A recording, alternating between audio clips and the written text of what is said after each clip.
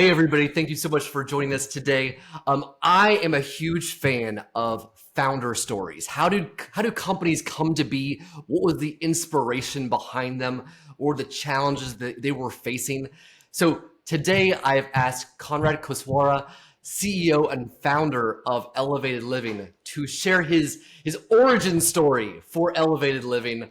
I cannot wait to hear all about how he developed the company and just the story behind all of that. Konrad, thank you so much for joining me today. Thanks, Brent. Appreciate you having me here today and excited to share the journey. So I am, you know what?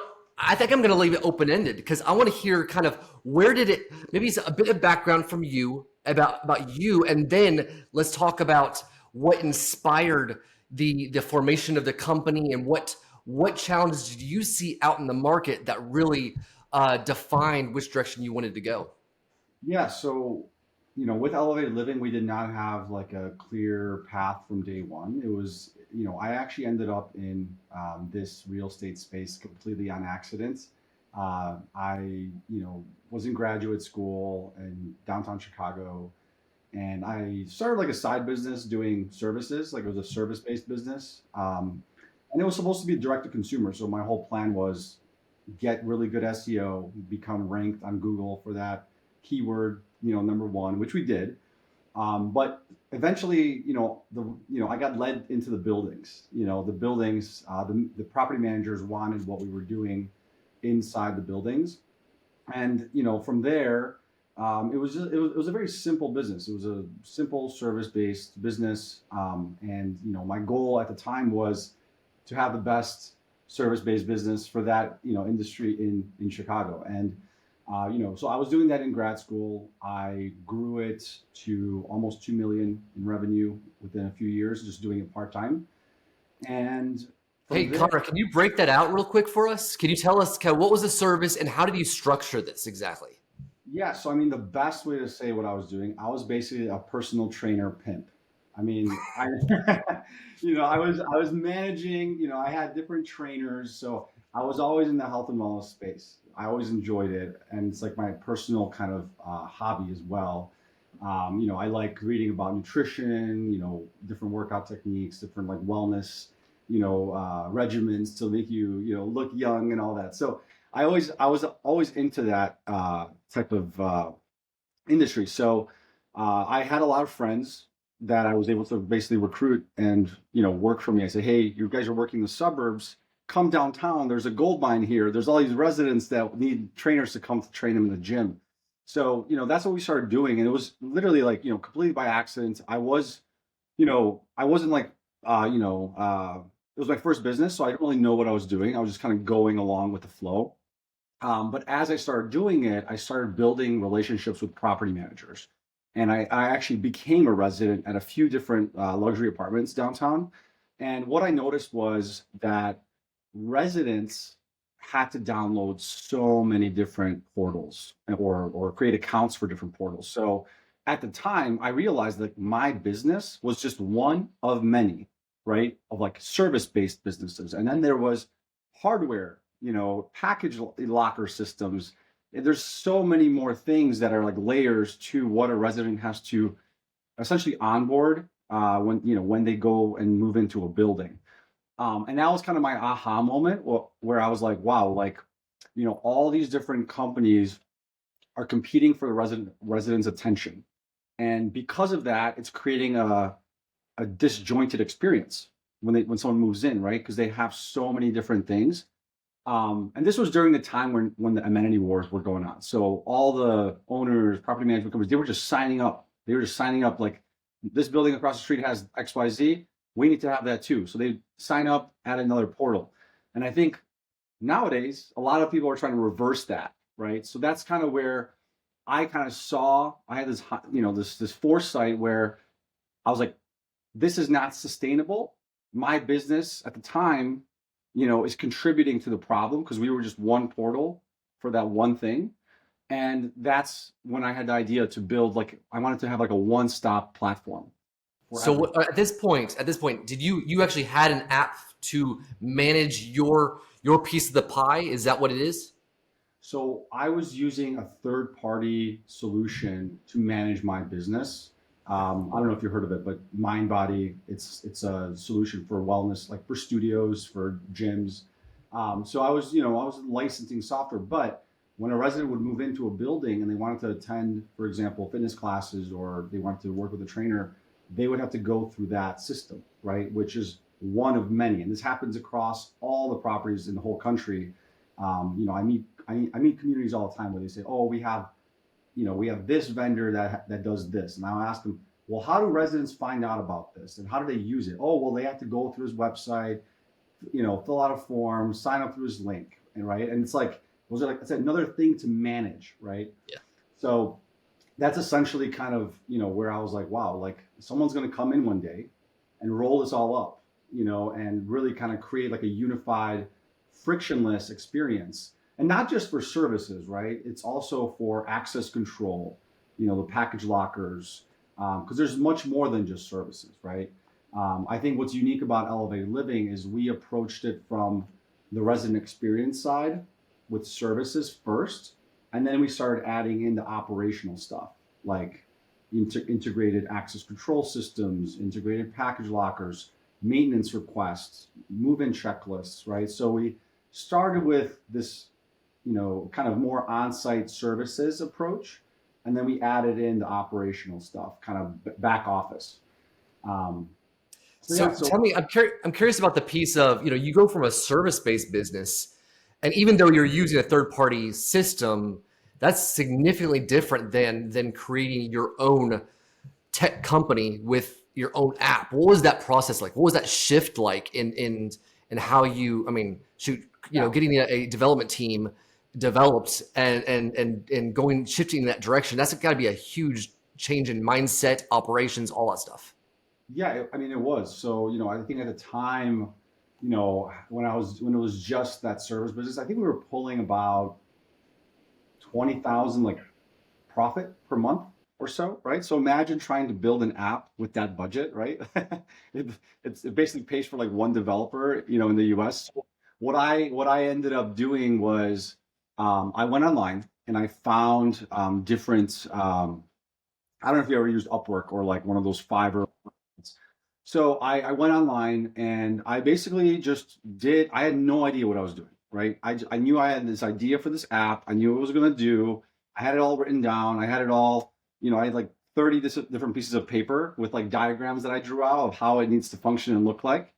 And I knew I needed to talk to somebody so I could figure out like next steps. So what I decided to do, because I didn't know anything about it, I ended up talking with as many people as I could. So when you're interviewing, let's just say a general contractor or a plumber or electrician, you probably want to meet with 5 or 10 of them and figure out like how much it's going to cost, how they're going to approach the problem.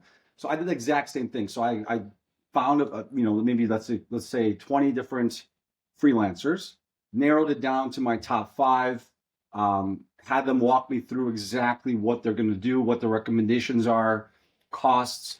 And I ended up learning along the way, like during that whole proposal kind of bidding process, I learned a lot of lingo of like, different coding languages. And I was a tech guy. So just to give everybody like a little background, like I do understand tech. I do know how to do basic coding. So I wasn't like a complete novice, but to build an app, it's a different type of beast. And I ended up doing that. I ended up going with a freelancer that I felt like I vibed with, and we got along. They were also kind of like startup, just starting out. They were branching off on their own, and we worked together, and it went really well. So we built our first prototype, our MVP. We talked to our clients, ongoing. So we said, hey, here's what we're doing. Are you guys interested in being like our first customers? Here's what we're building. And yeah, like I would say 80% of our customers said, sign us up.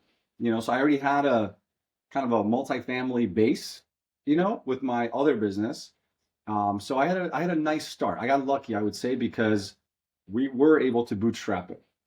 As a lot of companies are finding out, there's a high threshold to enter prop tech. You've got to have the Yardi integrations, Entrada, RealPage, just to get your foot in the door. And I was able to because we were more of a service-based business, I was able to bypass all of that the first few years, and I was still built, adding more customers to our platform. I think that a lot of people underestimate how much developing a successful business is an evolution versus just, hey, I came up with this idea and this is the way it was from day one. It's like how many times I've talked to people who is like, well, we were going from one direction completely different, and then we shifted gears based upon what we heard from the market. Or from your perspective, it was, hey, we were doing this one piece of it and then we kind of expanded in different ways. I think that's fantastic. I love that. And I think it's really interesting to hear how, yeah, bootstrapping is not, I would say it's not as common because there's so much money out there in the market over the last several years that it was easiest to go out there and get a whole bunch of investors. But so to hear stories about how, you're out there doing the, grinding through, going through Upwork and finding those partners in that way, that is not easy. And my goodness, what you've done with that is just incredible. So what were you have a ton of different pieces to what you do now. What were those first pieces that you added on to create that first MVP? So my first MVP was basically to support my existing business. So I wanted to create an app where property managers can measure resident experience through. So, for example, the first business was a service business, and we were heavily involved in planning, fitness classes for buildings, events. We were doing on-site services, kind of like this on-site hotel style concierge services like housekeeping and personal training and dog walking. So that was like the business, right? So imagine like that, and then imagine like operations, right? Like two separate things in the beginning. So the first MVP was, let's help our clients measure resident experience and deliver like a great experience to the residents by offering all these amazing things. So what ended up happening was I had clients they're like, wow, this is great. This is a great amenity. We want to roll this out. So that I was able to start adding more customers, right? At the time, we had no Yardi integration. We were using something what I call community codes. So we would have people opt in to use our system. And the other thing that we did was we made buildings a white labeled app. So, we would tell the building, hey, we're going to make you this white labeled, your brand app where residents are going to basically love living in your community, and they're going to have all these things to take advantage of, right? The events, the on-site fitness classes, the services. So that's what we did. Then we realized that if we really want to be a big company, right? And it was kind of like we had to decide which road do we go, right? Do we keep doing what we're doing, which is easy? Or do we want to go down the hard road of getting the Yardi integrations, one site and so on, right? Because those cost money, those are hundreds of thousands of dollars a year. And you also have to maintain them. So you got to hire your own development team in-house. It's a big step. So what we realized that long-term, we have to bet on operators, multifamily operators will want efficiency in terms of operations. And they're not going to want a separate app just for this events and experiences stuff. They're going to want the whole package. And I would say that's where we ended up going down the path of let's get really, really good at back office operations. So that way landlords can do things more efficiently, because some of those existing solutions out there, the big players, right? They're a little bit clunky. Let's say it, right? They're a little bit clunky. They're a little bit older. We thought that we can offer a holistic kind of comprehensive solution, right? Where everything is in that one platform and they're not having to use other systems. So I would say the next thing we did was we added COVID happened. So, imagine like you start a business, right, during COVID that focuses on services, right? And COVID, it basically slowed us down a little bit, I would say, because we were, again, mainly like that in 2018, 2019, we were mainly doing that resident experience stuff. In 2020, we found that properties didn't have a way to manage their amenities, right? So imagine like I don't know where, Brent, where do you live? You're in Houston. Okay, so you probably didn't have these restrictions there, but in Chicago, you had restrictions where like the government said you can only have this many people. If you have 1,000 square feet, you can only have 5 people inside a gym at a time or inside a party room, right? So I was like, wow, these buildings, they have no way to manage capacity. So we built a capacity management system that doubled as like an amenity reservation system. So that was like our big push. With that, we emailed all of our customers and also a lot of prospects, immediately got a lot of new business just from that kind of play, right? And then from there, it just kept progressing. We added work orders, we started doing access control integrations, visitor management. We built a whole tool for front desk and concierge teams. We have a valet system that we added to manage your valet company and do text-based ticketing. So it's now it's a very large platform where I would be willing to bet a lot of money that it could replace a lot of these single point solutions that are out there right now. One of the things I heard a lot at Lats Optech was one of the major challenges right now is creating that seamless transition between all the different services for the resident for a better resident experience. And so by having so many pieces of the puzzle together, at least from a user experience perspective, I would imagine it's much easier at that point to make it much more seamless. And it's interesting that you brought the amenity wars. We went from the kind of the physical, how outlandish can we make a community, and just throwing as many physical amenities at it, and so many companies realized that that's just not sustainable, and they kind of leveled off, and now it's shifted gears into a resident experience. And one more thing at Optech, that was a lot of the first base technologies that companies were implementing were those leasing and marketing technologies, and now the next wave that they're really focusing on is resident experience. So you're in just this perfect scenario right now to capitalize on that. So I'm assuming then it really just depends on what people are, what communities their needs are. So you turn on and off different pieces of it depending on what their whether they have a concierge versus not, that sort of thing. How does that work? Yeah, so every building's different, right? You said it perfectly, and I think every ownership group or property management company, they operate differently. They have different SOPs, right? Like processes, softwares they use. So if a platform in the resident experience space is going to survive and do well, you need to have on and off switches, because there's not going to be 10 different operators that they're going to implement your solution the same exact way. Now, I think where that kind of differentiates is there's some operators that, they're used to doing things a certain way, right? And if you look at like the traditional software industry, platforms like Salesforce, HubSpot, Zapier, they do things differently, right? In a lot of cases, like they're more open architecture systems, and sometimes there's some solutions that we built that we have to kind of put our foot down and say, hey, this is how it needs to run. Like this other way that you guys have been doing it for years, it's just not efficient. It's not effective, right? So in some situations, we do have those on and off switches, but in other situations, we say, no, it needs to run like this. This should be the gold standard, because this is how, if you look at any other vertical outside of real estate, this is what they do in the same situation if you apply it to your same problem.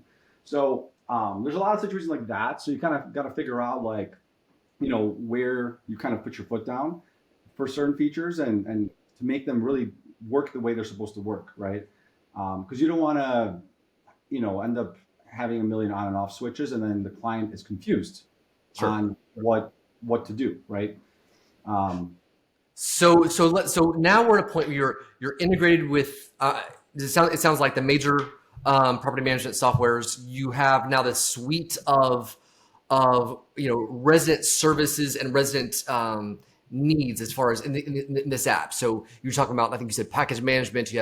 You have resident services that and then you have like concierge, that sort of stuff. So tell me now, where's the next step? Like where do you see the biggest need in multifamily going forward? Where do you see yourself growing? That sort of thing.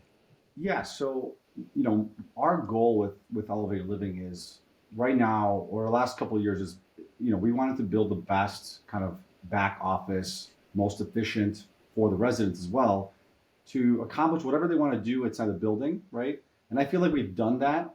So, our kind of next phase of growth is, I think a lot of landlords right now are trying to figure out how to cut costs, offer ancillary services, and potentially earn additional income off those services. So I'm focusing heavily on that. I want to figure out what else can we do that adds value. So the number one thing that I want to point out is, like, it has to add value to the resident, right? Sure. Because if you make a platform, and there's been a few that I've seen where they're just trying to, it's like Groupon, it's like a Groupon app that's a resident portal. Residents are not going to like that. I always try to put myself in the shoes of a resident. Like, will this add value to my life? If I had extra money to spend on convenience, or to maybe save 10 minutes because of, this XYZ feature, right? Is this something we can add? So that's kind of the things I'm looking for. And there's a lot of them. There is a lot. You just got to figure out which ones you're going to focus on first. And it's also nice to chat with your customers to see kind of what they're doing, because that's how you figure out if they can save costs on certain things. I love that. So for like the multifamily insiders community, there's so many things that we've been approached to do. And at the end of the day, we're like, okay, is this help the community somehow? Like, are they going to get some sort of value out of this? And I think that having that focus on that, from that perspective, first and foremost, it keeps you on the right line so that you don't veer off and stray off, and your goals start to become mismatched against the ultimate users of your app, which are going to be the residents. So that's fantastic. Konrad, thank you so much for taking some time with me today. I love your story. I think it's fantastic. I think it's inspirational for so many people out there that, my goodness, to make something, and I know you said you have a tech background, but that's still a significant jump. And I think that I think people will love to hear your story. So thank you so much for sharing today. Everybody, we have a multifamily demo day coming up, and Elevated Living will be featured there. So I am super excited to have them there. So thank you for joining us, and we will see you next time. Thanks, y'all. I'm excited, Brent. Thank you.